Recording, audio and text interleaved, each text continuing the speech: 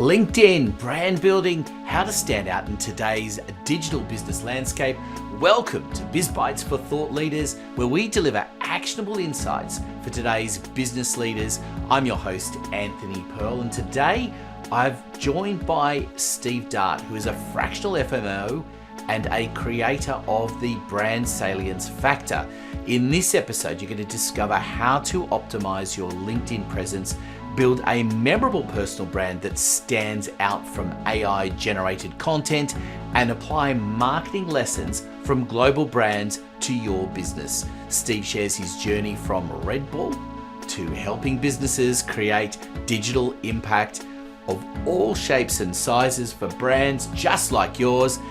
Steve Dart is a very, very special guest because he has huge amounts of insights, lots of information to give you. Get your pen and paper ready. Let's get into it.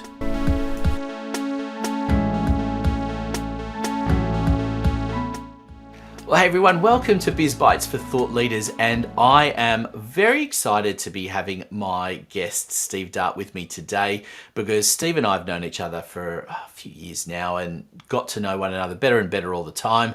In fact, we were just sitting in something yesterday together, so I thought, why not get him on the program? Steve, welcome to Biz Bites for Thought Leaders. Thank you so much, Anthony. Great to be spending time with you. And we do seem to be crossing paths a lot lately. So you're in those good circles as well as I am. It's great to see.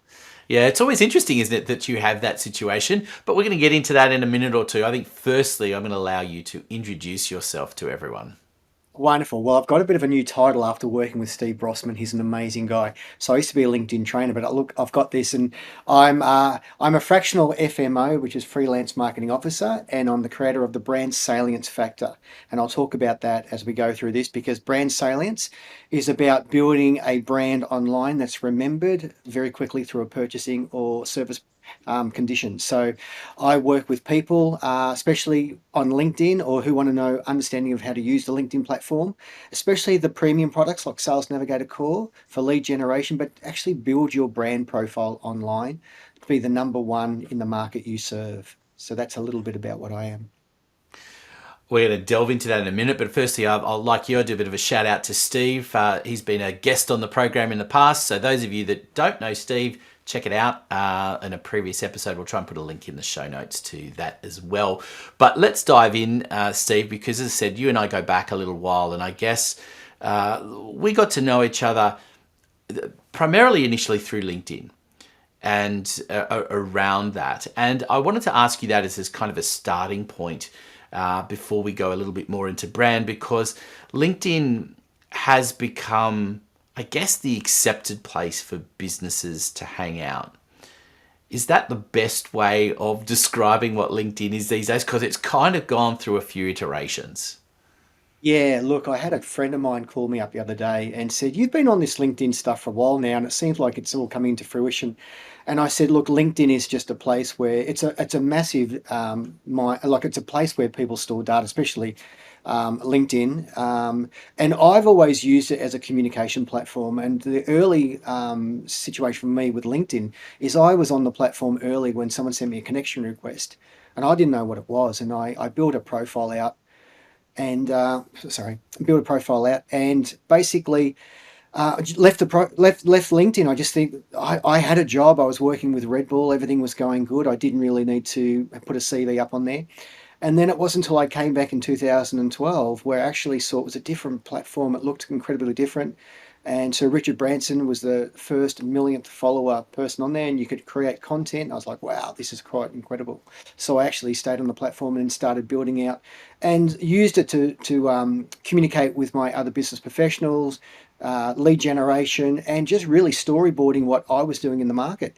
So its iterations has happened over the last 21 years. It was just a place you had to put your CV to a place now that you actually build brand and build profiling. And it's still a recruitment tool, and I understand that, but you can actually have really good conversations and a lot of lead generation activity within the platform. So yeah, that's how I sort of see it. Yeah, I think that's the interesting point for people, isn't it?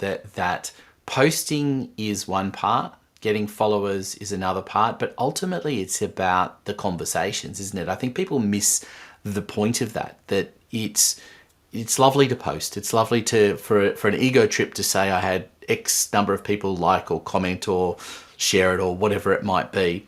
But that is not much more than an ego trip, right? The Yeah. the million followers is nice, but what does it actually mean? It's the true engagements, the one-on-one conversations that you can have through LinkedIn, which I think are the most powerful aspect of it. Yeah, absolutely. And what I love about LinkedIn is when you connect with someone, you're giving each other authority to then talk to get to each other on the platform. You don't have to go to email or any other kind of communication. You can actually talk to them directly on the platform and then share content and that kind of thing.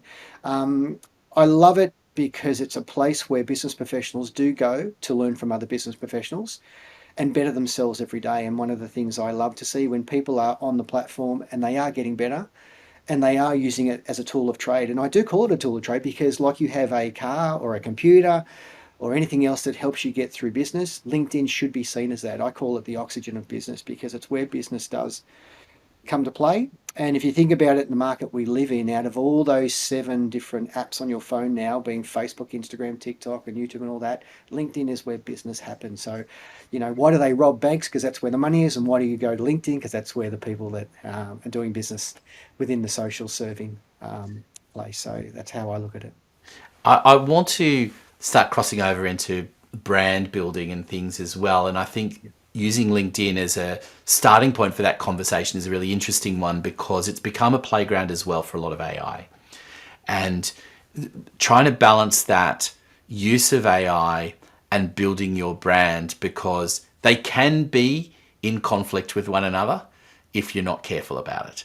And it's interesting to me that LinkedIn has really decided to embrace and even push AI to a large extent as well. And I wonder if that's to the detriment of a lot of people and a lot of brands.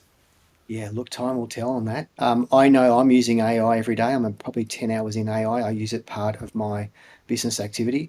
One that I'm in quite often is Notebook LM. And that is a fantastic because it's an actual resource gathering where you can actually put your LinkedIn profile, you can do website and all your other assets. And when you prompt engineer it, it's only pulling from that resource. That's what I love about that AI tool.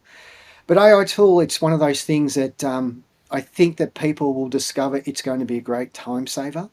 And I think people are discovering the more that these AI agents come into play, it's going to be very interesting times. One thing that I'm trying to really make stand out to most people I speak to is you must get your personal brand out into the market because the way that AI is coming, it's now equal the playing field with knowledge.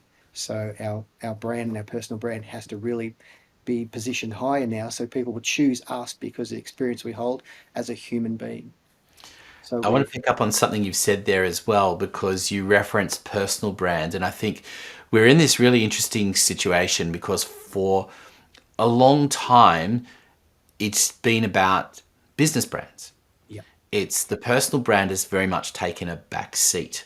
But that seems to have changed again, that the need to push a personal brand and trying to find that balance of where do you have a personal brand, where do you have a business brand.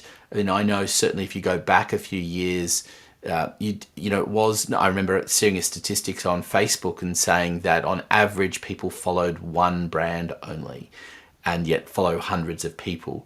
So it's not a surprise that personal brand has started to build, but it's really started to take some more momentum. And again, it's that balance on a platform like LinkedIn.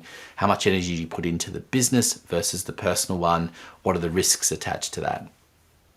Yeah, I think it's an and story there because we know that people don't buy off logos, they buy off people. So that's why LinkedIn was formed to actually put personal profiles before business company pages. But I'm seeing a real trust recession at the moment, as most people are, and people are really not trusting of brands as they're not trusting of people these days as well. So I think by showcasing yourself as your authentic self on these platforms, all those 7 platforms, and presenting yourself as the way you're putting yourself into market and that you are trustworthy and that you're credible and that you've got competency. And that's why I love LinkedIn because it's the one-stop shop for displaying all that at one viewpoint. is a big reason why you can see people are elevating into the market because they're micro niching their skills and talents. And I've been on a lot of presentations and podcasts recently talking about LinkedIn because I'm positioning myself as a knowledged person on that, and that's why I'm getting asked to do a lot more of these presentations and podcasts. And I've sat in on some of those presentations, and I know how good you are at that. And so, it'd be remiss of me not to ask you before we delve a little deeper into some of the other things. What are probably the top three things that people should be doing on LinkedIn to really make a difference at the high level? What are the areas that they should focus on? Yeah, number one, absolutely publish your profile for your authentic self. And then there's what's called an add to profile button on your profile, which then extends it out. And you can actually publish your honors and awards. You can put your any kind of detail for projects you've been doing, if you've got any licensing, and really populate that so people get an understanding when they review your profile what it is that you've actually accomplished over the years you've been working or in that kind of situation. So what I have felt with the clients I've worked with is when I see them in real life and then I look at their profile and I've spoken to them, they're completely different. So I want people to build out their digital twin from a headline that is representative of how they help people in market, also a banner image that has their trust value phrasing or overlay, and their photo to be up to date and current, and especially positioned as you would meet them belly to belly. You don't want to have something from 10 years old. You don't want to have a profile photo. It's got glasses. You're at the races. It's a professional site. Make sure you're smiling. It's warmth, and people want to really get an understanding of you. They actually form a bias of you before they even met you. So your profile is your digital twin. And if it's relevant and positions you as the person they'd love to meet or do business with, it's a great first stepping stone. Yeah, I think that the photo is something that is actually really an interesting one because when you meet people, whether it's physically in person or whether it's going to be online, invariably you're checking out their profile before you go and have that meeting. And I had one recently where I had to do a double take because I'm going, hang on, the person that I think I'm meeting because I did see them somewhere else and their profile photo were so completely different that I thought it was the wrong person. And it was only when I started digging a little deeper and going, no, this is the right person. And then I started looking more closely at the face and I went, okay, yes, there's a difference here in some of the other features and things, but the core of it is definitely the right person. And a shout out to Nancy Zare as well, who's also been a guest on the podcast in the past, who I know specializes in taking a look at people's images that are there and helping you identify how best to interact with them. So it does tell a lot, and it's interesting what you say, how often there are photographs that are substantially older than when you start getting to photos that are 10 plus years old, then you should be going, hang on, what are you hiding from? Why aren't you showing a current professional photograph? So it is something that's, I think, is an important aspect that is often overlooked. Yeah, and one of the things about LinkedIn, when you actually sign on to LinkedIn, the algorithm firstly checks your in contact info card, and it actually scans and has a look at the details and the photo to see if it's a current photo.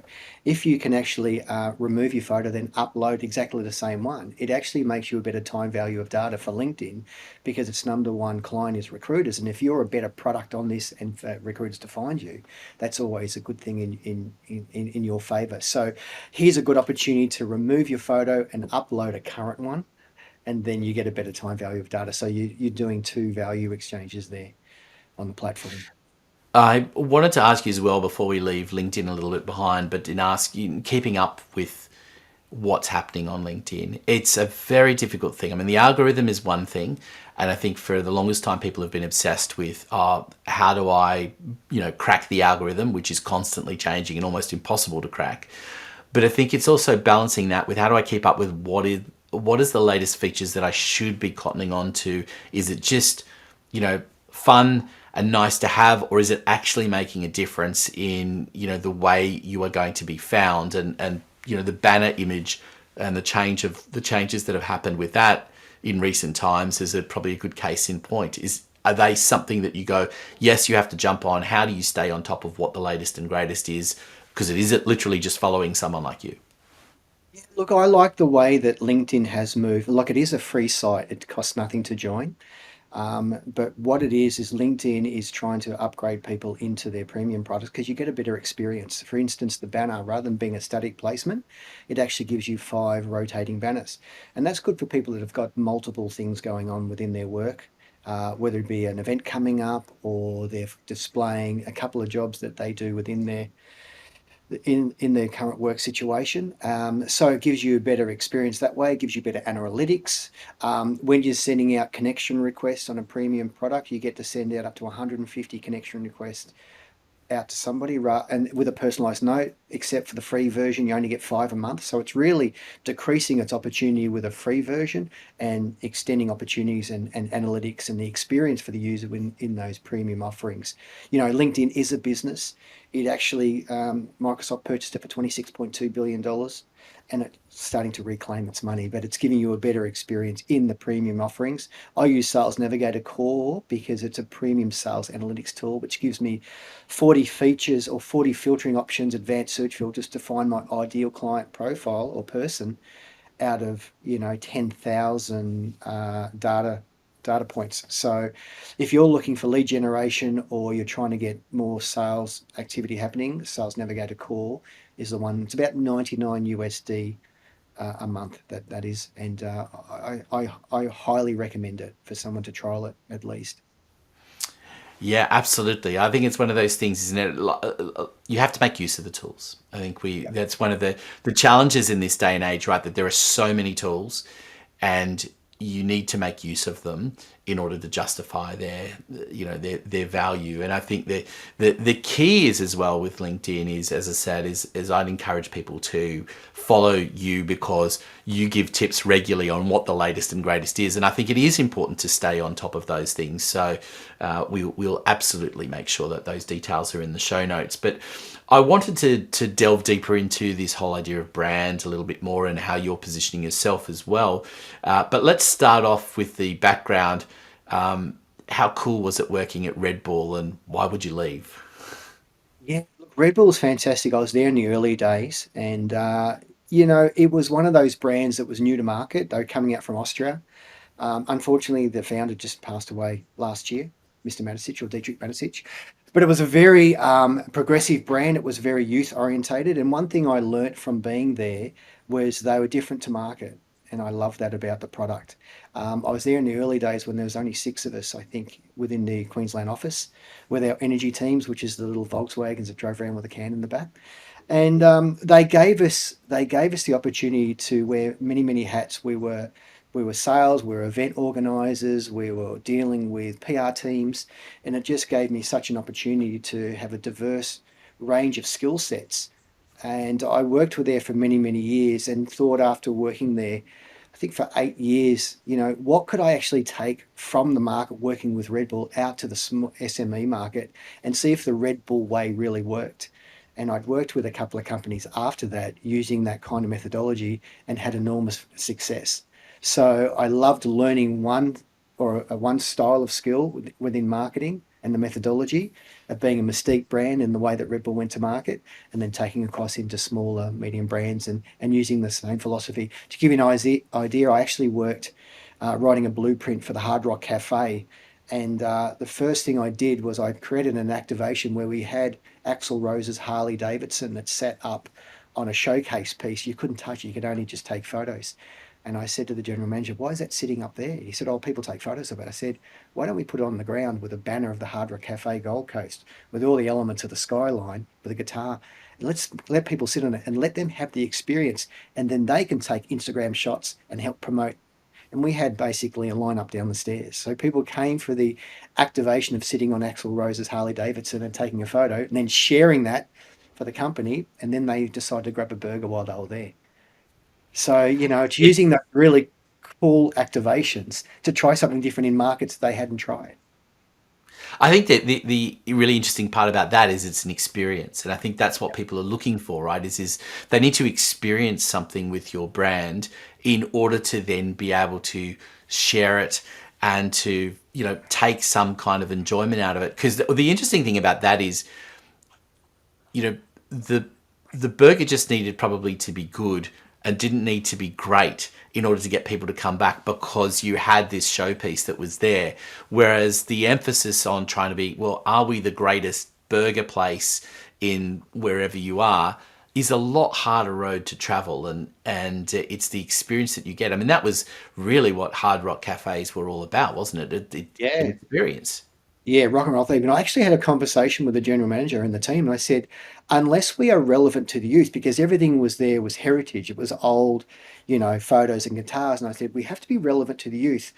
Otherwise, we don't become relevant as a brand. And they're out of business now. And I think that was one of the main reasons. They just didn't look at new activations or new markets to actually bring their product in front of. So it just became an old brand in the end. Yeah, it's interesting. Because it was, and for those that maybe that don't even remember Hard Rock Cafe that might be listening, they really were a phenomenon, weren't they? You would go to different ones around the world because you wanted to see the stuff. But the problem was that once you went once, there wasn't really a reason to go back because there wasn't a rotation of things. And so you went and you had an experience and you had a great experience. Maybe you went back a second time, but it's unlikely you went back three or four times because there was nothing new about it. And I think that is also the dilemma with something like that is creating experiences but keeping up with need to adapt and change, otherwise you do fall behind. Yeah, one thing I learnt from being at Red Bull was about you always you had to be relevant to the youth. And that's one thing you can see in their marketing today. They're very relevant to the youth market coming through because then they get brand loyalists starting at a young age and carrying that through. Also with LinkedIn at the moment, the most engagement on the platform is 25 to 34-year-olds, the Gen Z market. And it's an interesting stat when I bring that up. People can't believe it. They think LinkedIn's quite old with its viewpoint, but no, it's a young demographic coming onto it, and they're omnipresent across 7 of those different platforms. They understand they're native to these platforms. They know that they need to be on it to be relevant because attention is the asset. And so when I teach my programs within the LinkedIn platform, it's about making sure you are not only omnipresent, but definitely be on LinkedIn because that's where the business is. And it keeps you feeling young, right? We're definitely in that age group, aren't we, Steve?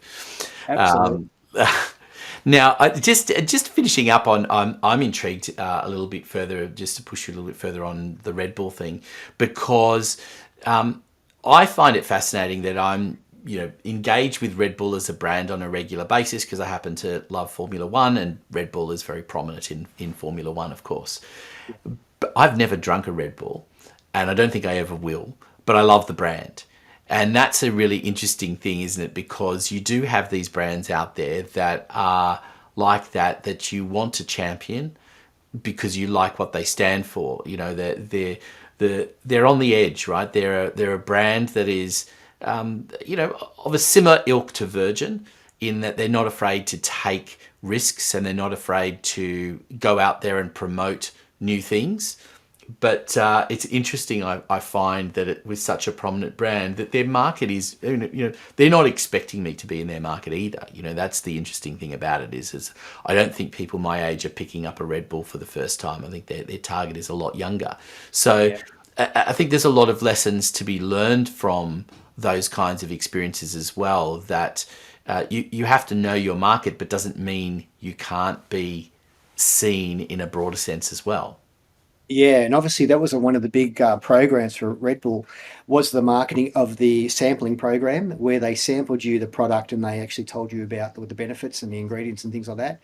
And so they spent a lot of money and time on educating the consumer on why the products functionality use and when they should have it and how they should actually, use it, because it is just a delivery through the can, but the actual energy, it does give you wings. And, you might not be a consumer at the time, but if you are going to make an energy drink or a drink consumption and you need energy, because you've got that brand persona of Red Bull supported you, you are more likely to grab that as a product than you would as a competing product. So just putting Red Bull in the conversation. And I think the question then becomes for you is as you've delved into this role, and I love the interesting title, this whole idea of being a fractional operator. It's become I guess a trendier term. I've heard that used a little bit more in recent times. So explain to me what that is, and explain to me how you take learnings from your experiences in Red Bull, Hard Rock Cafe, what you're doing with smaller businesses through LinkedIn and other places. How does that play out in what you're doing now? Yeah, well, look, I'm just coming in with fresh eyes, and I deal with a lot of head of brand, just speak to them about what they're doing with their programs, their marketing strategies, managing in-house teams, and a lot of them they don't have the wisdom of seeing what a brand's going from startup to being more progressive in the market. And so I just come into these businesses and I just see what they're doing now and work with their head of brand to just say, look, maybe you should might try these. You should be broadcasting your branding message across different platforms and just being fresh eyes to what they normally know. Like when I started with Red Bull, one of the first things they said to me, if you've got a marketing degree, don't worry about it. We don't use it. We do it our own way. And I thought that was really interesting that they said that. And they were 100% right. They didn't do anything that I was learning in marketing. And so I actually take that into marketing teams now. And I say to people, especially even on LinkedIn, make sure you're marketing in the year we actually live in. It doesn't matter what you've done before. Have a look at what the market's doing, look who the creators are, look at the culture of things, and make sure you're relevant in today's market. And a lot of people, especially with their LinkedIn, talk about the good old days. Well, we're not on the good old days anymore. We wanted to work with leaders who are progressing ourselves and our brands forward. And that's what I love about where LinkedIn can place you in today's market, because you can be talking about in your content what you're doing as a business professional, and you've learned from those scars, but you're looking forward, and that's what people are looking at. One of the reasons, I don't know if you know this, but why is the emu and the kangaroo on our coat of arms is because they're only two animals that only will go forward, they'll never go back. So I don't know if you know that, but that's what I love to see, if people are progressing, not about the good old days and once upon a time. I love that. I vaguely remember hearing that somewhere once before. Maybe you Yeah. told it to me. I can't remember, but I love that. It is it, and it's interesting, isn't it? Because we're living in an age where the rate of change, I believe, is faster than it has ever been. Absolutely. The efficiencies that are being created from AI, in particular, are allowing more space to do things. And I think that's one of the big areas. And when you talk about marketing, it's creativity, it's fresh ideas. That's the big space that marketing has an opportunity to really grow. And in fact, AI is not countering that. It's actually creating more opportunities for that to happen, because the drudgery of what's in marketing, if I can call it that, where things like placement of content and generating reports and other things can now be much more efficiently done with some AI assistance. So I wouldn't say AI do it on its own, don't do that. But you got greater efficiencies in there, which allows more space to be creative, because in the face of all of the AI, and LinkedIn's a good example of that, in the face of all the AI that has been used to publish content, the way to stand out is the uniqueness, your unique stories, creativity, fresh ideas, which again, I don't want to dwell back on Red Bull, but and Virgin is the same. They're always about fresh ideas and new things. You've got to keep moving forward. Yeah, Red Bull was never about being a copying brand. It was always being a leading brand. And I used to sit on round tables with athletes, and they'd have to come up with something in their category that had never been done before. So if you know that when the Red Bull Air Race happened, that came from the concept of downhill skiing, going through the gates, but doing it through, aerobatics and things like that. So they're always very, very progressive in the market. Red Bull was never about following; it was always about leading. And I sort of take that into what I do every day. I'm an early riser. I don't know. I think but I'm up at 3:30 every morning, and I'm into the gym, and I'm listening to 2 hours of the best podcasts of business professionals and forward-leading thinkers like Gary Vaynerchuk and Alex Hormozy, and I'm listening to that every day for the whole year. So whenever I come into my first meetings, I'm talking to clients, I'm energized. I'm like, this is what's happening because I know that they're being bold in what they're doing and they're testing the market. And I'm listening to what's happening and I'm relaying it to my clients. And that's one of the reasons that I'm doing so well in market at the moment because I'm paying attention to what's happening through leaders who are trying new things. Plus, there's a lot of great LinkedIn trainers out there. I'm listening to what they're doing. I'm sure they're listening to what I'm doing. But together, we all help benefiting people's opportunity to understand how to use this platform LinkedIn in a day-to-day operation and to be better 1% every day. Yeah, and that's the key, isn't it? It's taking your influences and being on the edge and not being afraid to try things. I think for so long business has been about, well, what's my competition doing, and I better just match the competition or try and stay a little bit ahead. But I think you don't even almost have to pay attention to your competition anymore. It's about what you can do, what you can bring to the table, what ideas you have, and bringing the audience along with you, because there's still, and that's the interesting thing about brands these days, is you have to almost be like Apple has been for the longest time, where they're what they believe people will want in the future, not what they know they want now. Yeah, and also treating your customer not as a customer, but as a community member. One of the brands I was working with for many years was LSKD, and they're an Australian brand out of Logan, south of Brisbane. And they, every time they're across all their socials, they've got an engagement officer that when they post content and there's engagement, someone goes back as the brand and has a voice and consistently talks and nurtures that relationship. So they're not customers anymore, they're community members. And I love that about that brand. And that they wear that brand in their heart whenever they're making a purchase decision, which is salience. That's why they're growing at an enormous rate. So the takeaway is don't treat people as customers, treat them as your as a community member or your big sister, to be honest. Like go over and above every time you deal with someone.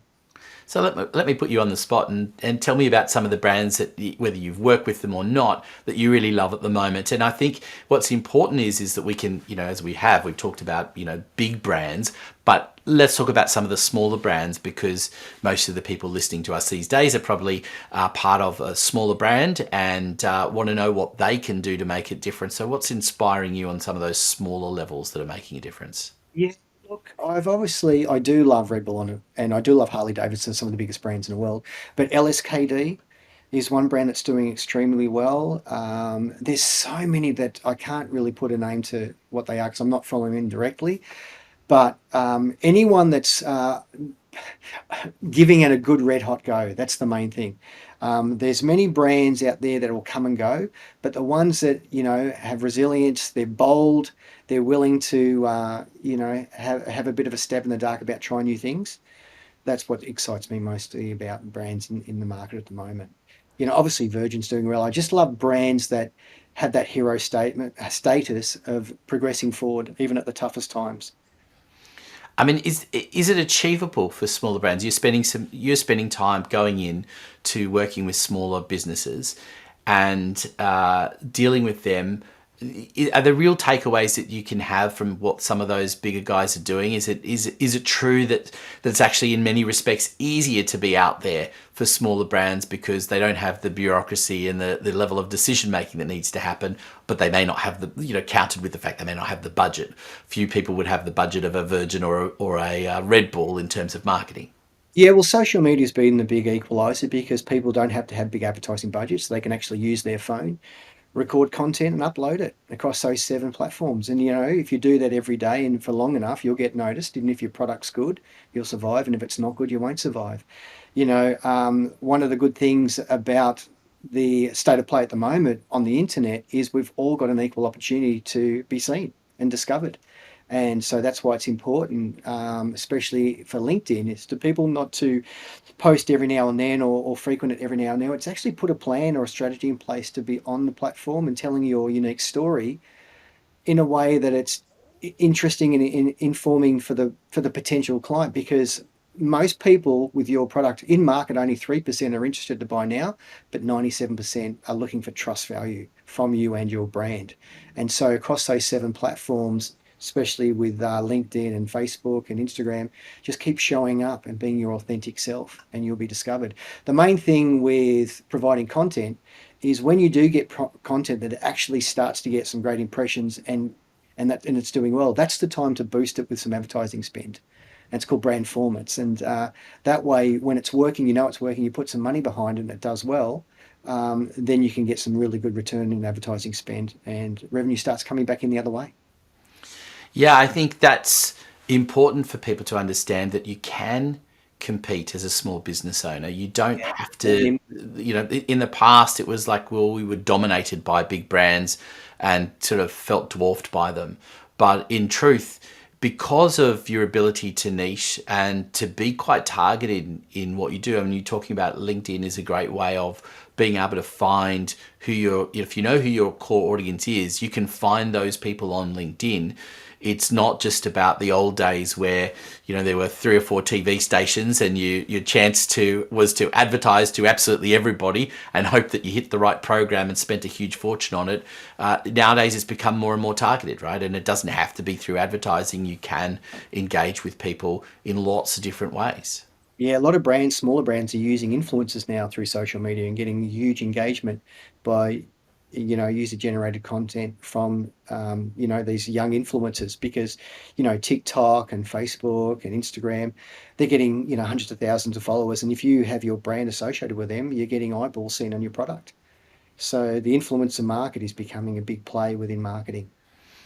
So tell me, when you go into businesses these days and you're performing this fractional role, how do you make an impact? And that seems like a high level question, but it's if there are people that are maybe a little bit cynical about what difference someone can come in and actually make, what is it that you can see as a difference? How does being independent and coming in on a regular basis, but in a small way, going to work for businesses? Yeah, look, a bit of housekeeping, number one, making sure on their website alone that nothing's broken, no links are broken, they're easily found. Also, have a look over all of their pages on a website and see where they're actually letting the customer know what the problem is that they actually solve.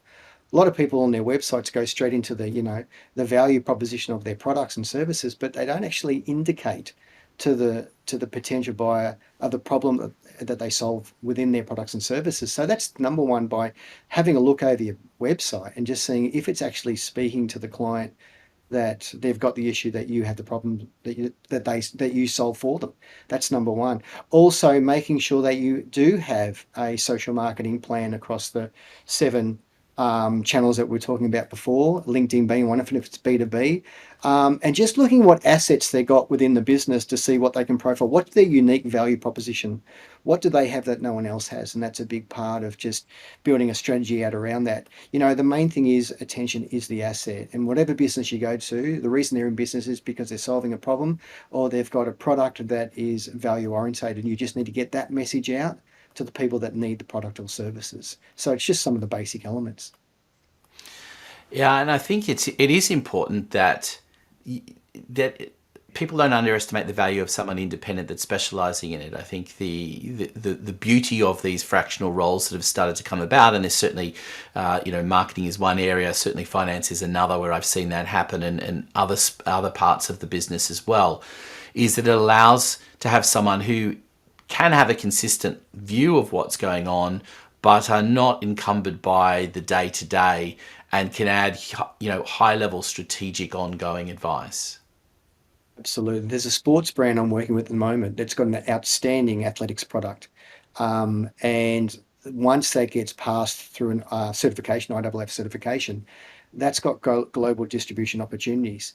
There's a few things in place that have to happen with a rule change, but once that happens, this small business they'll be working with, who's going over to Germany in a couple of weeks, will then have the opportunity to sell their product worldwide. And that's another challenge this business is going to have, from a small business doing, um, product and service delivery around Australia, Australasia, to the going worldwide. So that creates another challenge that they'll find.